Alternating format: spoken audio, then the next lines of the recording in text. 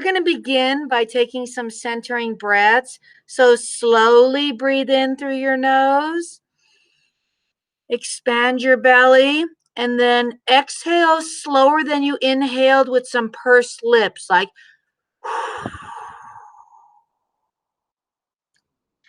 go ahead and slowly breathe in the oxygen all the way down to that abdomen, expanding it, holding it for just a moment, and then releasing through your lips with some pursed lips.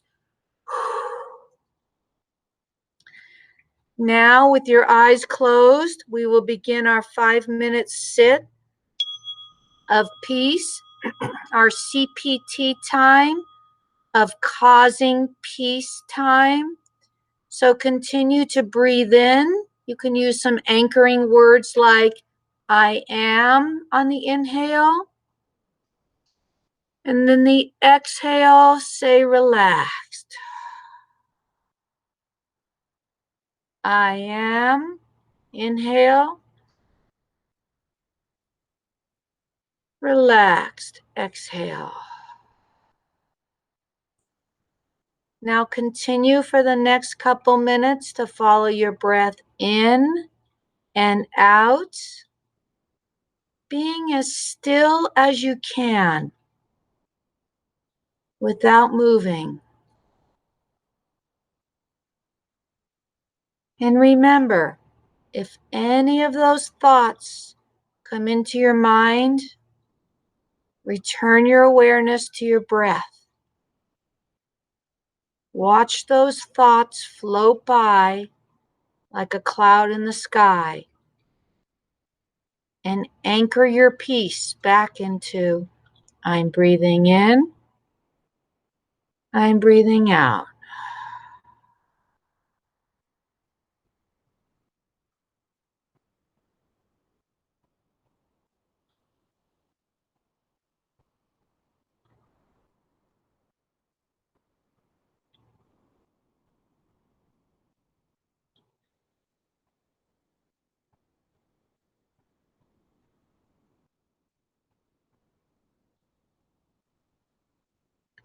Feel the stress leave your body. This time is about creating peace within.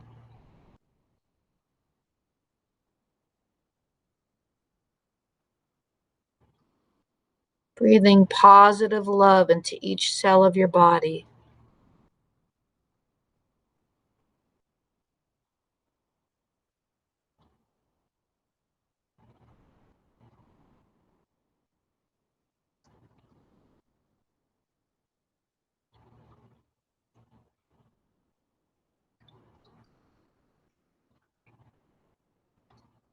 Let those thoughts drift by.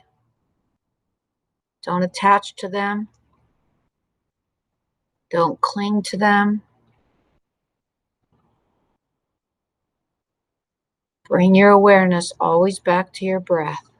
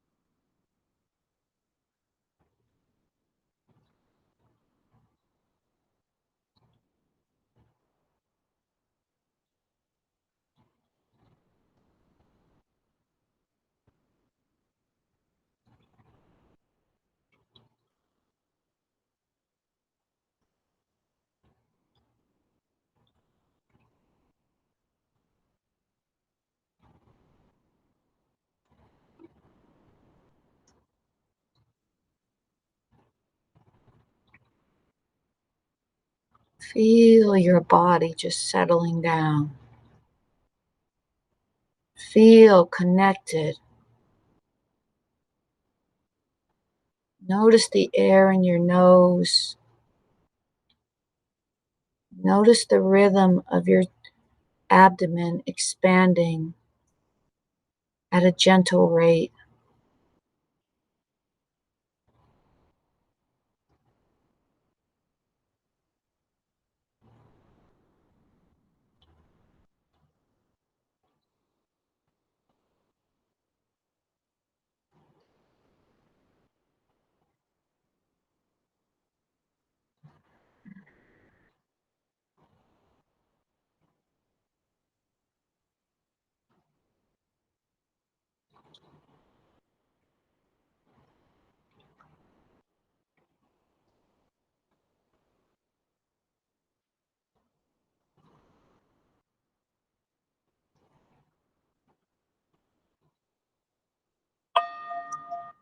This is the best gift you can give yourself, peace.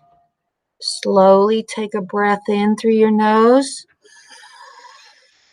Expand your belly and then relax. Let's take one more centering breath in and relax. When you're ready, go ahead and let your eyes open. Good morning, my little sparks of light. So we sit for 5 minutes and then we share some inspirational thoughts. Today, we're going to be working on a little bit about fear, which is appropriate considering what's going on in our world. Yesterday, we discussed this idea of emotion and reaction. When we get angry, we yell, scream, throw things. We learned yesterday how to create that space so we could walk through and respond instead of react. Okay. We want to respond instead of react. And so today I want to share with you. Well, we were looking at the idea of being mindful of our emotions, right? So today we're going to take a look at why do these emotions come out? Why do we have this emotion, energy in motion? Okay. And I'm going to take it back to this thing I'm sure you've always heard. And we go to about 8:15ish and then we go ahead and release you. And if you have to go, you just wave goodbye and then you watch the episode on the YouTube. So I'm going to take it back to the caveman days. And I know you've probably heard this story, but I'm going to relate it back to what's going on today. So back in the day when you're a caveman, you're living in your cave, here comes this saber-toothed tiger, all right? And suddenly your heart starts beating because it's stress. There's this stress of this saber-toothed tiger because you already know what's going to happen, right? So your heart starts beating and it starts sending these waves of incoherent messages to um, a little tiny organ called the amygdala. And the amygdala is your emotional center. And so what happens is based on our five senses. Your sight, you saw the saber-toothed tiger. Hearing, you hear it, okay? Smell, all of those, we take that in and our heart said, whoa, danger, danger. And so your amygdala starts to throw these hormones into your system. It's called adrenaline and cortisol.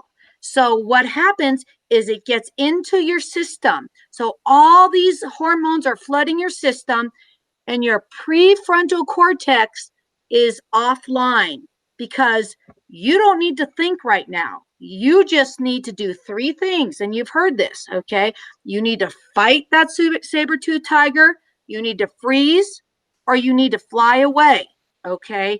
So if you're in that cave, there's that saber-toothed tiger. If you freeze, that saber-toothed tiger knows you're there. Boom, you are chowed down your lunch and there is no more stress in your life, right? Because you no longer cease to exist. If you stand up and fight, what's going to happen? Chances are the saber-toothed tiger is going to win. Even if you have a club or a little fire, that saber-toothed tiger is gonna win. Therefore, you no longer have any more stress because again, you cease to exist. The last one is to fly away, to flee. And we know that you have a 50-50 shot at that. 50% says, nope, that tiger's going to maul you because he's fast, he's a predator, he or she's a predator, and you no longer have stress. If you get away, you're in a tree somewhere, suddenly you see with your eyes, because we take information in through our five senses. You see the tiger's gone away. Your heart starts to settle down. Then it sends a message to your amygdala, which is like a little almond shaped organ in the back of your head. And then it stops sending the adrenaline and the cortisol in your system. And then your prefrontal cortex comes back online. There's no more threat. The amygdala really, truly is your friend because it really helps you in times like this. And so, you've heard the hand model, right? So if this is your amygdala, your thumb, and you could do this with me, and then your hand around it is your prefrontal cortex, that's your thinking part, the thinking part. When your heart sends that message, suddenly you flip your lid. Okay, you flip your lid. You are no longer thinking rationally. You cannot analyze stuff. Your main goal is to fight, flee away, or freeze. And so the only way that you get your prefrontal cortex back online is through mindful breathing. Taking those centering breaths. And like we discussed yesterday, those breaths create more and more space. We've heard that this is our reptile brain, right? Our lizard brain, because that's all a lizard does, is always doing those one of three things. So that amygdala is your emotional center, and your amygdala makes mountains out of molehills. You might have just a little tiny problem, but the amygdala likes to make it huge. Okay. And when you flip that lid, it's just you're not in a rational state of breathing thinking. Another way you can think of it, if there's a fire in your house, your amygdala, your heart starts pounding, sending those waves to your amygdala, and you start getting nervous. You don't need to sit there and analyze, well, I wonder how long it's going to take for my house to burn down. No, your amygdala jumps into action, gets your body ready to have more oxygen so you can run. It gives you more energy to your muscles so you can fight and run faster and strength and all of that. And then your prefrontal cortex comes offline. Remember, you don't need to analyze how long your house is going to burn down. You just need to flee, to get out of there. Of course, you're not going to stand there. You're not going to freeze because the fire will consume you. And so now let's take a look at all that and relate it to today. Today, we're almost done. We don't have saber-toothed tigers. We have other stresses. We have bills. We have relationship issues. We have work issues. We have just a myriad of things. We have family trauma. We have kids. We have all this stuff. Your body doesn't know the difference between a saber-toothed tiger stress and a bill stress or a court stress. Your body doesn't know the difference. All your body knows is your heart. You open up a bill and you go, I thought I paid this bill. Your heart starts pounding. What happens? It goes up to the amygdala. The amygdala floods your body full of cortisol and adrenaline. You probably know people who have adrenaline fatigue syndrome. Why? Because the saber-toothed tiger never goes away. You are continuously living in stress. It's why people can't lose weight, because their body is so filled with cortisol, so full with adrenaline that they never calm down. And they're walking around like this in that state. And again, the saber-toothed tiger never leaves because it's now called a bill. It's called a relationship. Start to notice when you start to get like that and your heart pounding, you may not even notice your heart pounding faster because we've been living under that stress for so long. Sweaty palms, goosebumps. Remember, everything is physiological. I'm going to finish up here in the next 2 minutes. your pupils will dilate because you have to have enhanced vision to be able to get away, and where am I going to hide? Your blood sugar is increased for that energy. And again, that relates back to people losing weight. You can't lose weight if sugar is running through your system. So we are just living it. Your amygdala has been hijacked, okay? When it becomes hijacked, you lose the ability to think through any situation in a correct manner. What is the solution?